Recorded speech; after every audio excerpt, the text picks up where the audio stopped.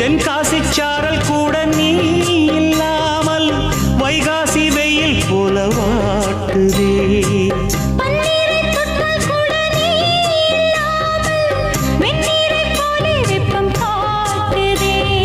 மையளந்த கண்ணும் என் கையளந்த பெண்ணும் மின்சாரம் பாய்ச்சுமா?